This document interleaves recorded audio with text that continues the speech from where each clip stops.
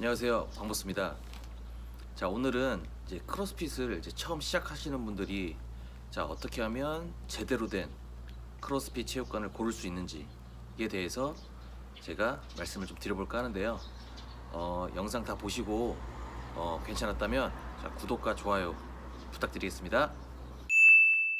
자, 일단 이제 크로스핏 체육관을 고르는 데 있어서 이제 첫 번째로 알아보셔야 될 게 뭐냐면 그 체육관에서 크로스핏만 하는지 한번 확인해 볼 필요가 있습니다.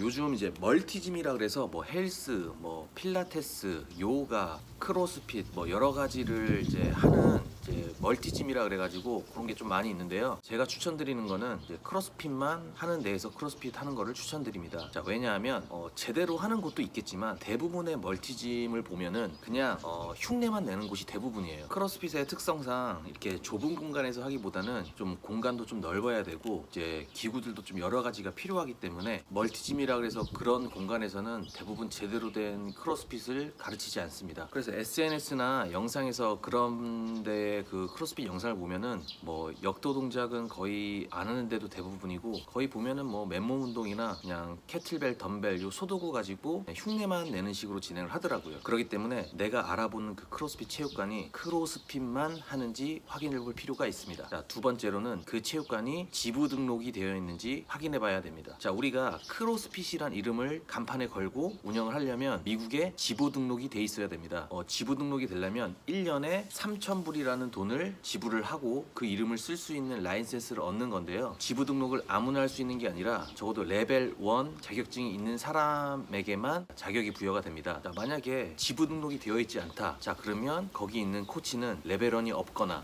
아니면 그 3,000불이 아까워서 지부 등록을 안 한 경우입니다. 자, 지부 등록을 안 하고 운영을 할 경우에는 크로스핏 본사에서 소송을 당할 수도 있고 그 벌금도 제가 알기로는 굉장히 크다고 알고 있거든요. 자, 그리고 지부 등록을 하지 않으면 우리가 1년 중에 가장 큰 대회인 크로스핏 오픈을 할 때에도 내가 다니는 체육관 소속으로 대회를 나갈 수도 없습니다. 결국 지부 등록은 회원들에 대한 예의일 뿐만 아니라 크로스핏 센터를 운영하는 데의 기본이라고 볼 수 있는데요. 지부 등록 유무는 www.crossfit.com에서 확인할 수 있습니다. 자, 세 번째는 체육관 사장이 그 체육관의 헤드코치인지 한번 확인해 볼 필요가 있습니다. 흔히 말하는 관장형 헬스장이라고 보면 되는데요. 보통 돈 많으신 분들이 크로스핏 사업이 될 것 같으니까 돈만 투자하고 코치들 써가지고 운영하는 그런 크로스핏 체육관도 있어요. 일단 그 사장이 헤드코치가 되면은 일단 회원을 대하는 것부터가 틀리겠죠. 회원 관리부터 코칭, 프로그래밍까지 직접 사장이 하기 때문에 더 신뢰감도 큽니다. 반면 이제 사장은 돈만 투자하고 이제 코치들 데려다가 이렇게 운영을 하는 곳을 보면은 그래도 좀 허술한 부분이 있긴 합니다. 이 크로스핏 자체에서도 그 박스의 오너는 헤드 코치가 돼야 된다라고 말하기도 하고요. 네 번째는 자격증 유무의 확인입니다. 크로스핏은 크로스핏만의 자격증이 좀 여러 가지가 있는데요.